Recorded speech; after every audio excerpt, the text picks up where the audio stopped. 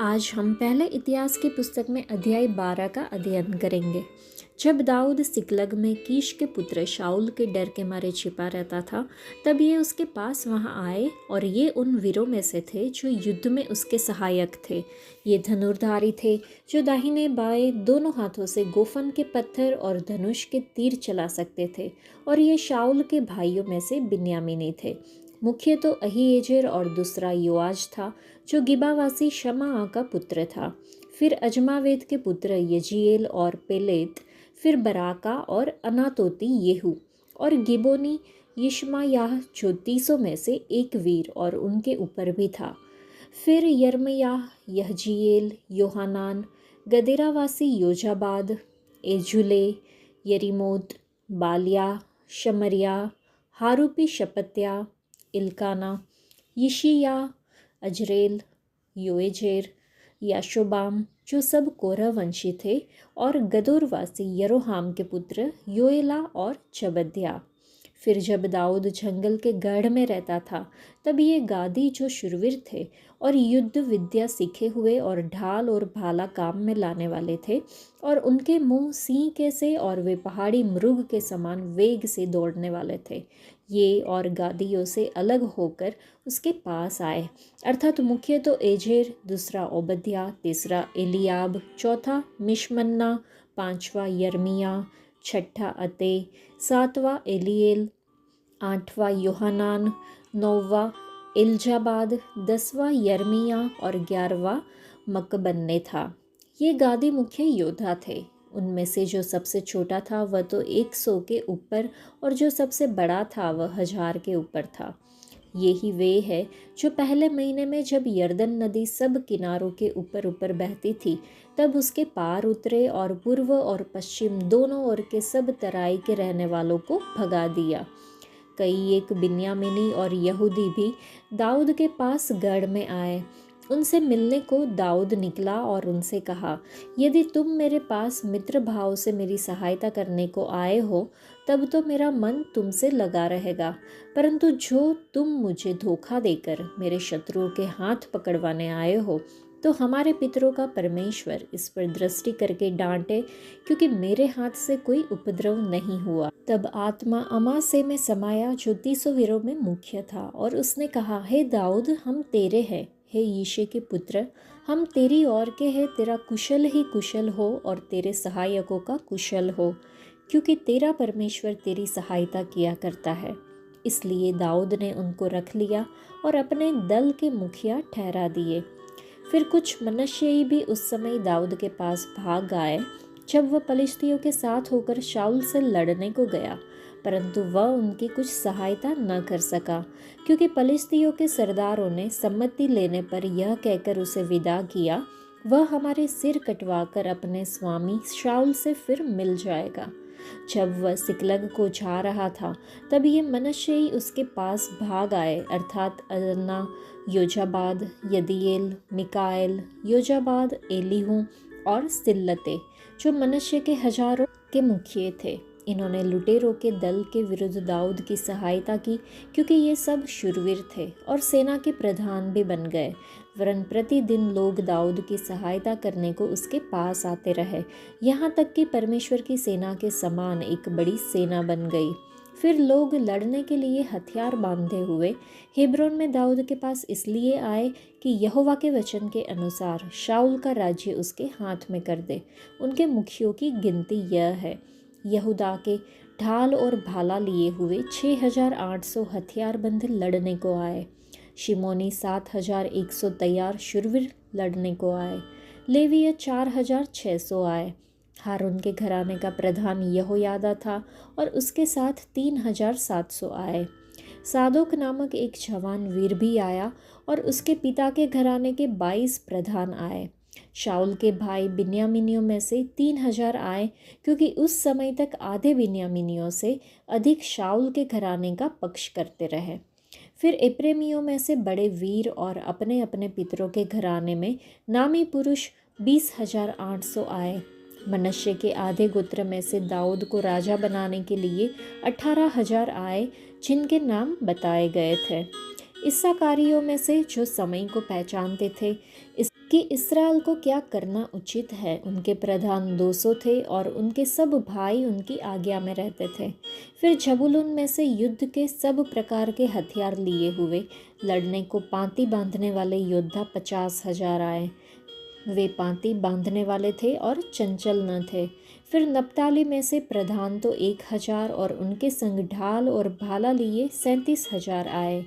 दानियों में से लड़ने के लिए पाँति बांधने वाले 28,600 आए और आशार में से लड़ने को पाँति बांधने वाले 40,000 योद्धा आए। यरदन पार रहने वाले रुबेनी, गादी और मनश्शे के आधे गोत्रियों में से युद्ध के सब प्रकार के हथियार लिए हुए 1,20,000 आए। ये सब युद्ध के लिए पाँति बांधने वाले दाऊद को सारे इस्राएल का राजा बनाने के लिए हेब्रोन में सच्चे मन से आए और अन्य सब इस्राएली भी दाऊद को राजा बनाने के लिए सहमत थे। वे वहाँ 3 दिन दाऊद के संग खाते पीते रहे, क्योंकि उनके भाइयों ने उनके लिए तैयारी की थी और जो उनके निकट वरन इस्साकार, जबूलून और नप्ताली तक रहते थे, वे भी गधों, ऊँटों, खच्चरों और बेलों पर मैदा, अंजीरों, किशमिश की टिक्कियाँ, दाखमधु और तेल आदि भोजन वस्तु लाद कर लाए और बैल और भेड़ बकरियाँ बहुतायत से लाए, क्योंकि इस्राएल में आनंद मनाया जा रहा था।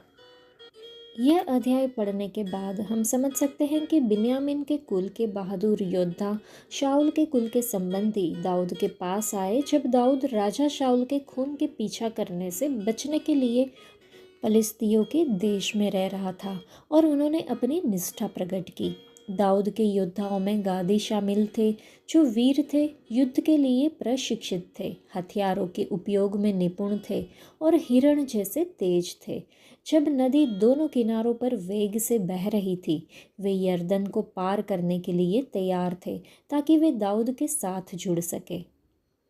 जैसे हमने देखा कि बिन्यामीन और यहूदा के पुत्रों में से कुछ दाऊद के पास गढ़ में आए।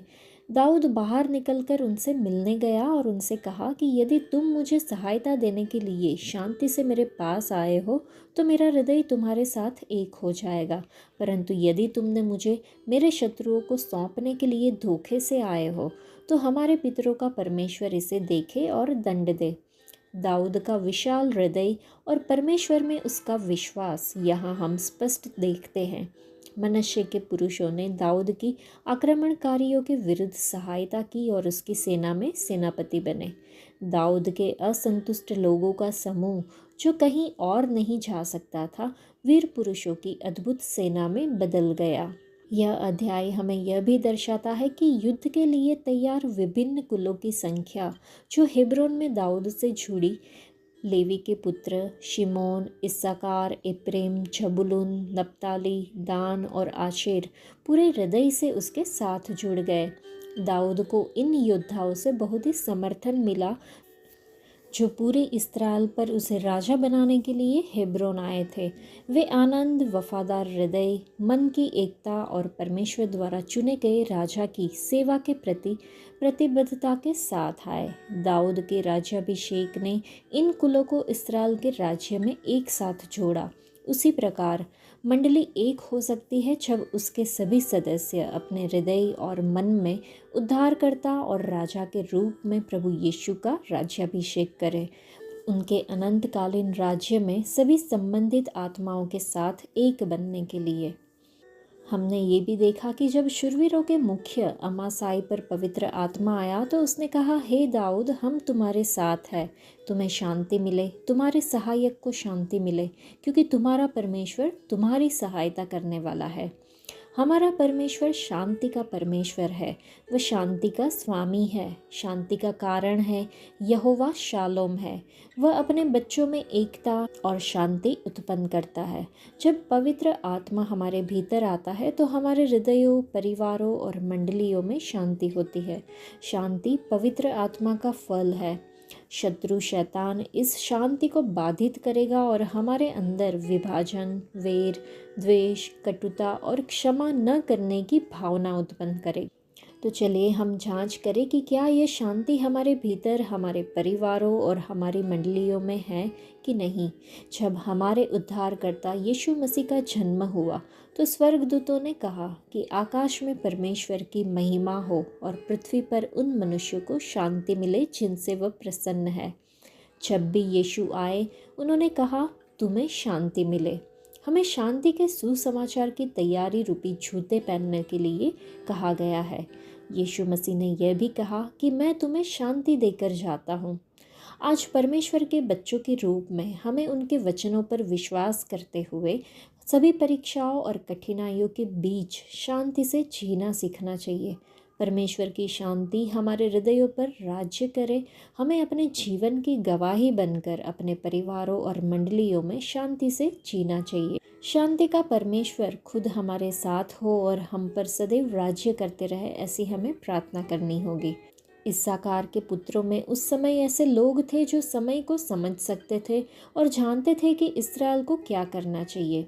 ऐसे ही लोग दाऊद को पूरे इस्राएल पर राजा बनाने के दृढ़ इरादे से हेब्रोन में आए थे। जो समय को समझते थे वे ज्ञानी और अच्छे सलाहकार थे। एस्तेर की पुस्तक के अनुसार रानी वश्ती ने राजा अहश्वेरोश की आज्ञा का विरोध किया। तब राजा ने समय को समझने वाले ज्ञानी पुरुषों से सलाह ली। एक सलाहकार की सलाह पर वश्ती को उसके पद से पदच्युत कर दिया गया और एस्तेर को रानी बनाया गया, जो परमेश्वर की योजना के अनुसार हुआ। प्राचीन यूनानियों ने समय के लिए दो शब्दों का उपयोग किया। एक तो क्रोनोस, यह कालक्रमिक समय है जैसे घड़ी का समय, और दूसरा काइरोस, यह कार्य करने का उपयुक्त समय या परमेश्वर की कृपा का समय है। इस्साकार के पुरुषों ने काइरोस समय को समझा। वे जानते थे कि शाऊल की मृत्यु के बाद शाऊल के घर की वफादारी दाऊद के घर की ओर बदलने का यह सही समय है। वे पवित्र आत्मा के मार्गदर्शन में थे और यहोवा की योजना के अनुसार दाऊद को राजा बनाने के कदम से अवगत थे। वे इस्राएल के इतिहास में यहोवा के हस्तक्षेप के समयों को समझते थे।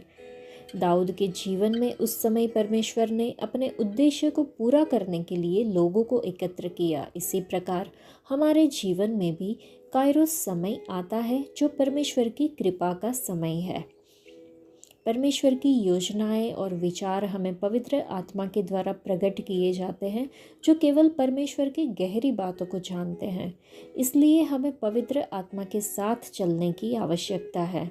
यदि हम अपने जीवन के उद्देश्य को पूरा करने के लिए परमेश्वर के साथ भागीदार बनना चाहते हैं, तो हमें काइरोस समय की प्रतीक्षा करनी चाहिए और तब तक हमारे पास जो संसाधन है उनका उपयोग करना चाहिए। केवल जब परमेश्वर की इच्छा और उनका समय एक हो जाते हैं, तभी उनका प्रभाव सब पर पड़ता है। जब हम परमेश्वर से प्रार्थना करते हैं तो वह सुनते हैं, परंतु वह अपने काइरोस समय और अपनी विधि से कार्य करते हैं, जो हमारी विधि से भिन्न हो सकती है। तो चलिए हम पवित्र आत्मा के अभिषेक की इच्छा रखें, परमेश्वर के काइरोस समय को समझें और उनके साथ चले। वो समय परमेश्वर की कृपा का समय होता है। पवित्र आत्मा हमारे जीवन में काइरोस समय को समझने में मदद करता है और काइरोस समय में दिए गए संसाधन परमेश्वर की योजनाओं को पूरा करने के लिए होते हैं। दाऊद परमेश्वर का प्रिय व्यक्ति था और उसकी सेना परमेश्वर की सेना के समान थी। हमने देखा तो उनकी सेना की विशेषताओं को पढ़ने से हम समझ सकते हैं कि कैसे परमेश्वर की सेना का हिस्सा बन सकते हैं। सभी योद्धा साहसी और वीर थे। वे हिम्मती थे और दाऊद और इस्राएल की आवश्यकताओं को अपने से अधिक महत्व देते थे। उनकी सेना में विभिन्न प्रतिभा वाले लोग थे। तीरंदाजी और गोफन में निपुण योद्धा, ढाल और भाले का उपयोग करने वाले वीर, सिंह जैसे शक्तिशाली और पहाड़ों पर हिरण जैसे तेज भागने वाले योद्धा, ये सेना की अग्रिम पंक्ति में महत्वपूर्ण योद्धा रहे होंगे। समय को समझने वाले ज्ञानी, वे जानते थे कि कब युद्ध करना है और कब पीछे हटना है। वे युद्ध की रणनीति को समझते थे और अपने स्थान पर डटे रहते थे। चाहे दुश्मन कितना भी शक्तिशाली क्यों न हो, उन्होंने कभी हार नहीं मानी, नहीं युद्ध से भागे। पृथ्वी पर परमेश्वर की सेना में हम सभी के पास अलग अलग कौशल है, लेकिन हमारे बीच कुछ समान विशेषताएं होनी चाहिए। हम आत्मा के विभिन्न वरदानों से संपन्न हैं। हम सभी की भूमिकाएं भले ही अलग हो, लेकिन हम एक शरीर के रूप में यानी मंडली में सेवा करते हैं। कोई भी दूसरे से अधिक महत्वपूर्ण नहीं है। सबसे महत्वपूर्ण ये है कि हम जो कार्य सौंपा गया है उसे पूरे साहस और विश्वास के साथ करें। हम परमेश्वर के वीर योद्धा है। याद रखें कि कैसे परमेश्वर के दूत ने न्यायियों 6:12 में गिदोन को संबोधित किया था।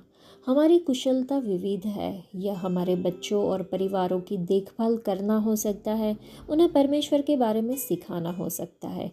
ये मंडली की समिति या गायक मंडली का हिस्सा बनना हो सकता है। ये प्रार्थना करना, समझदारी से सलाह देना या धैर्यपूर्वक मार्गदर्शन करना हो सकता है। महत्वपूर्ण यह है कि हम परमेश्वर पर केंद्रित रहें। हम उनकी सेना है। वे हमारी प्रतिभाओं और कौशल को जानते हैं और जहां आवश्यक हो वे हमारा उपयोग करेंगे। आज के लिए इतना ही। परमेश्वर आप सबको आशीष दे। धन्यवाद।